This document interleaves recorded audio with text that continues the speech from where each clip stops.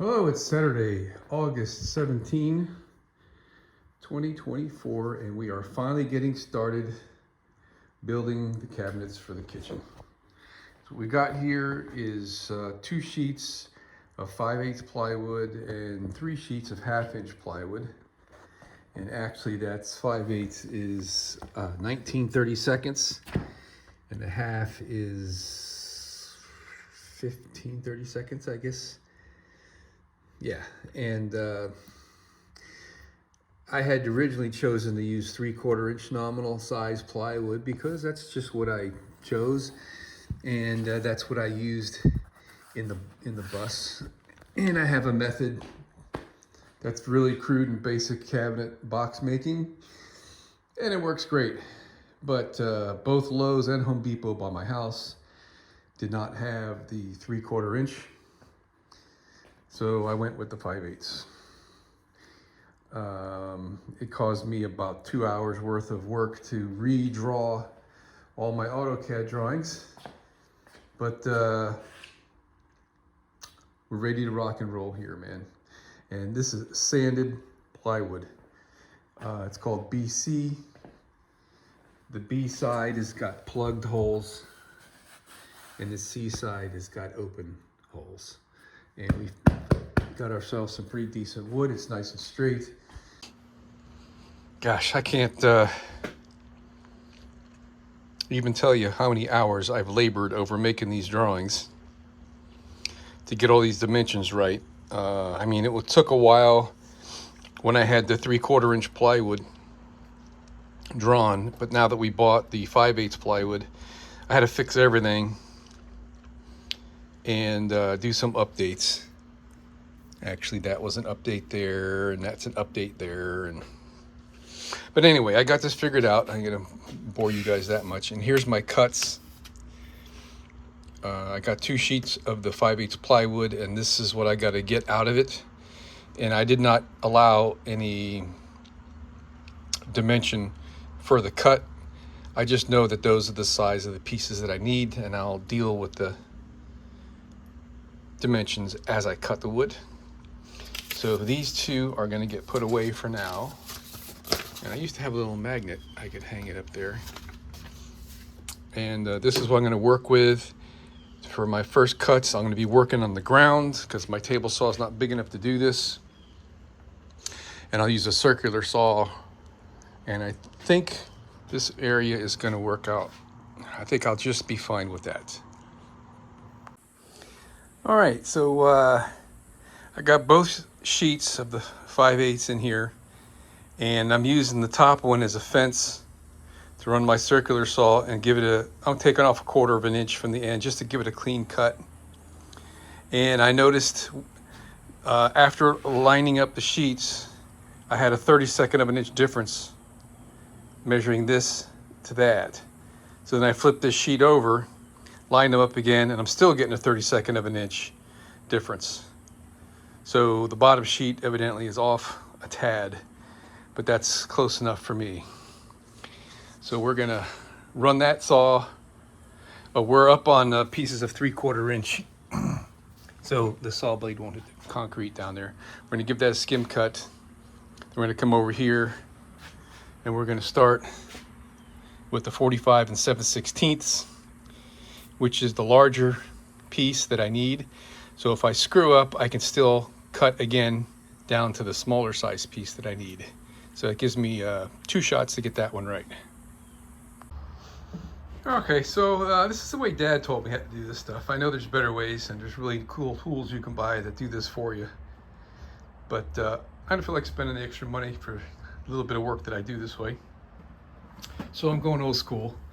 So we made the cut there. We verified our 90s. And I put my 45 and 7/16 inch mark right there. And measured from here to the end on both sides. And I took a little test cut right there. And we measured from this edge to the end. We're getting 45 and 7/16. Oopsie. Double check 45 and 7/16. I'm going to double check that measurement and all these measurements one more time, and then we're going to make the cut. Here's our 35 and a 16th, and we are proud by about 25 thousandths of an inch.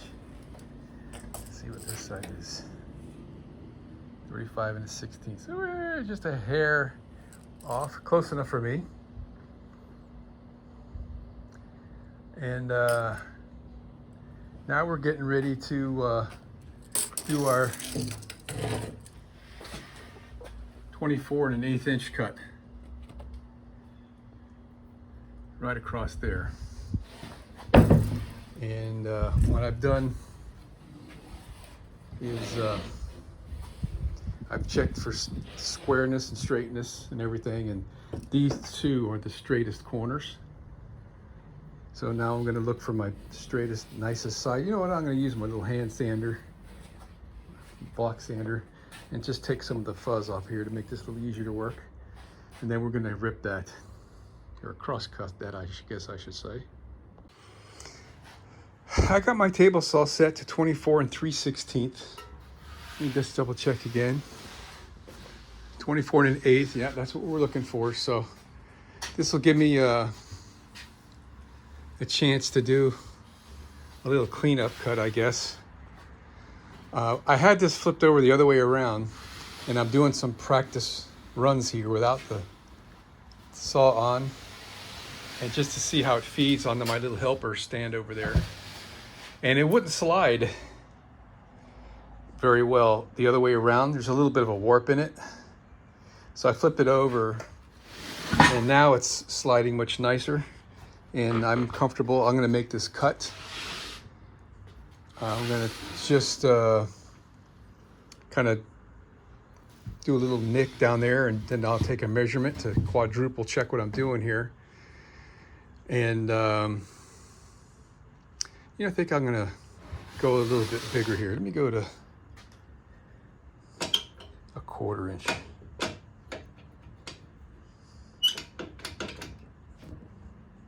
Okay. Okay. So we're done with the cuts, the major cuts. And now we have to put our mind into the build. And I want the cabinet completely covered on the bottom and both sides, on the inside, with white Formica, laminate, I guess you would call it. And so this is where things are going to get a little technical for me. I've come up with these two tools that I made years ago for my cabinet work, so I can, the method that I use is I rabbet out all my connections, and it takes extra time to do that, even up in the top corners.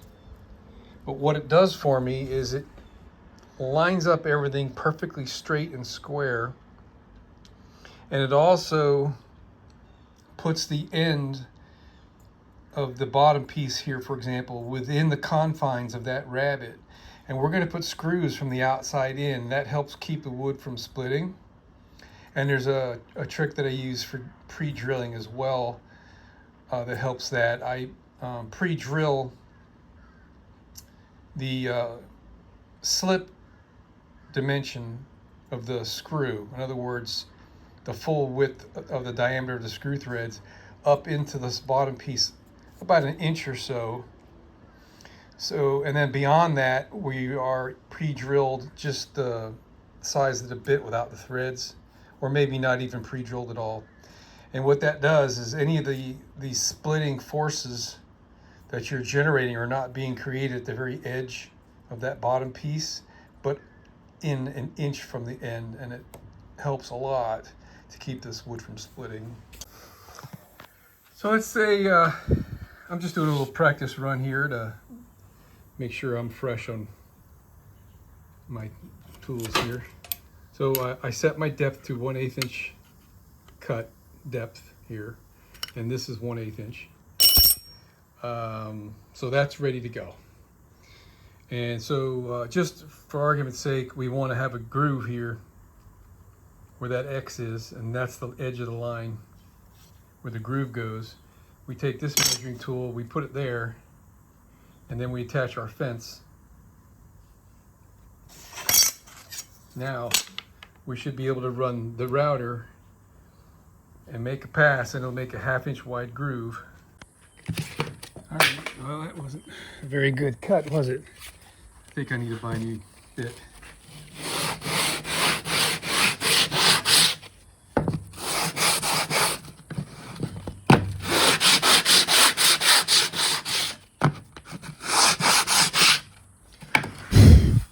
All right, so now if we want to, we can get our dial caliper and double check the depth of that we're right on 1/8 of an inch. And all I did was make a pass like this. So now I know I can't show you doing this. I only got 2 hands here. I want to see how this goes holding this in place. Normally that would just feed itself. Well, let's give it a shot, because if I've got to make another one of these, it's going to only be 1/8 of an inch thick. Okay, that was actually not bad at all.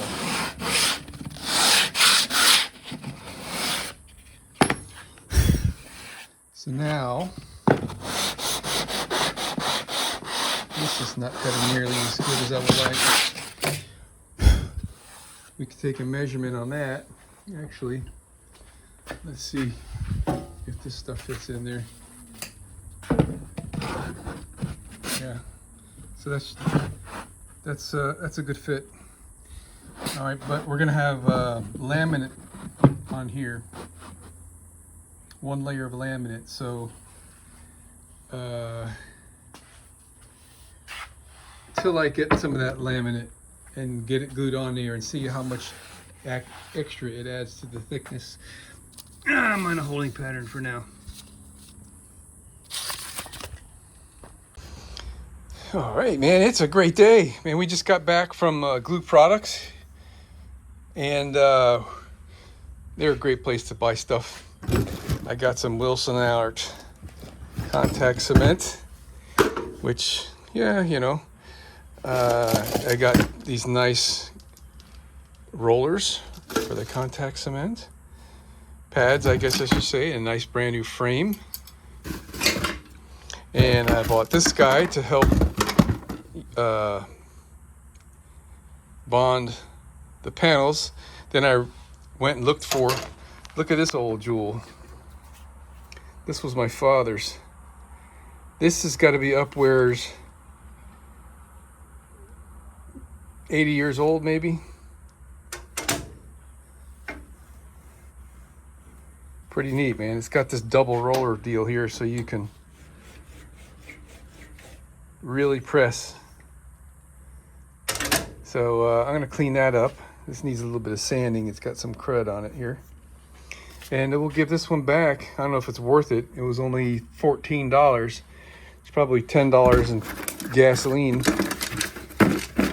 to drive back there, but I will be going back. That's true. We got to get the colored laminate. And the girls at the counter threw in these filters because they have no clue. And yeah, I could use those. I'll put those in a Ziploc to keep them clean. And stirring sticks, which I'm not going to need. Got these really great, super sharp files, man. This is sharp enough to cut yourself with.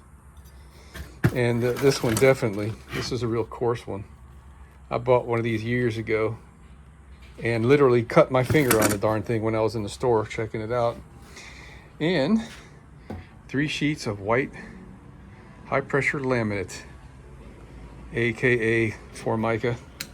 I don't even know if they still make that brand name anymore, but this is fabulous, man.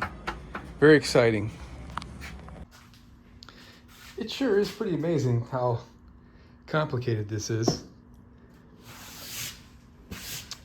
This is the only area that I want to put Formica on. This is going to be the back of the cabinet where the garbage is going to be. This is going to be drawers, and we're never going to see the back. So we're not going to waste Formica to cover that. So I've marked out where I'm going to dado the back when I do the assembly of the cabinet. These cuts are going to occur after this Formica is installed. That way we'll have nice, crisp, clean cuts on the mica.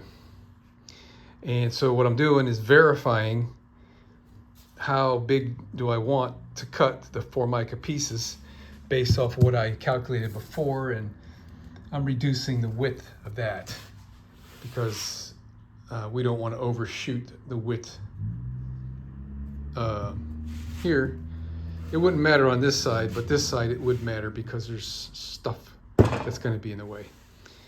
So this is ready for glue. Now I need to mark up that sheet over there. I don't think I did already. Did I?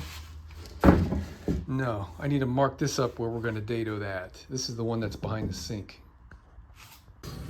Hey, good afternoon, I guess it is. It's Wednesday, August 21, 2024, and we are making cabinets. So hopefully by the end of the day today, we will have 2 cabinets roughed out, built. This is the one that goes under the kitchen sink. And I've already got the sides cut and the bottom cut.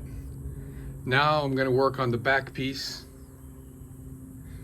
and these 1-bys that go here. We're going to get that cut, and then we got to cut through the same operation for the island cabinet. And once we get all that cut, we're going to be covering all those applicable areas with white Formica for the inside. I call it Formica. It's plastic laminate, high pressure laminate. And we bought it from Wilson Art because I don't know where else to get it. So the most complicated part of this whole project was figuring out how to cut the Formica sheets most efficiently. And this, gosh, it takes so much time to figure this out, man. Juggling things around. The white wasn't so bad, but you should see the one for the colored mica. So we got the sink right here. We got 2 sides, a bottom and a back. So the sides come out of sheet 2, the bottom comes out of sheet 2, and the back comes out of sheet 3. And here's what I mean. This is sheet 1. There's the 2 sides and the bottom. And sheet, wait a minute, I'm wrong. Here it is. The 2 sides and the bottom, it's sheet 2, senior moment. And sheet 3 is for the back. Why did I not put those on the same sheet? I can't tell you. Interesting. 34.25. What's a J? Sink back. Oh, this is the back. That's the bottom. That's what's going on. Okay. That's why that's that way. They wouldn't fit on one sheet. And the other pieces are for the other cabinet. We've got to have 4 sides pieces because that cabinet's divided, and a bottom and a back. And that'll take care of the inside micas. All right, enough with the rambling on. Let's get this party started. We got to cut the back.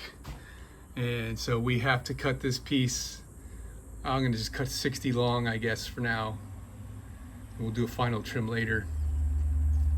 And we got to put a rabbet there and there in exactly the right places. Well, we're on to the island cabinet now. And I cut the length of the back at 60.5 to give me a little bit of wiggle room. Now we're cutting the height of it. This is the width. This is a top view. That's a side view. And I thought I'd take a second to show you the method of my madness.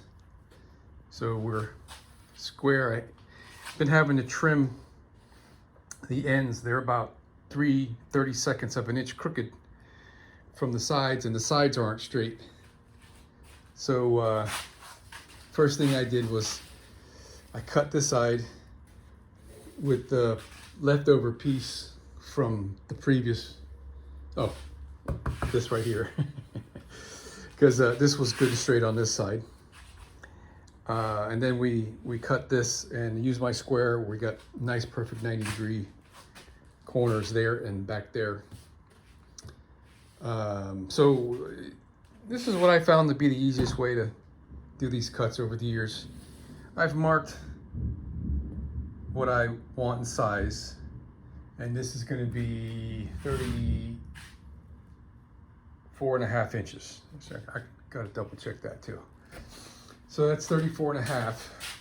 And I got a mark here, and I put a little X to indicate what side of that mark. Yeah, we're 34.5. All right, so this is not going to read accurate because we're going over a bump there, but yeah, okay. If I'm wrong, I'm going to be off by a lot. All right, so I put my saw at its full height, sometimes minus a click, and I just come over here and line up the blade to the mark. You know, there's no measuring involved, and you just kind of can't be wrong. The only thing you can do is go on the wrong side of the mark, right? And I'm on the right side of the little peak right there. And then we slide over here, and we do the same thing. Bada bing. And there's like no worries that that's going to be the exact cut. And we're on the table saw. We're on 3/4 inch sacrificial blades. All I got to do now is lower my blade and make the cut. It makes for real easy work and saves from making a mistake.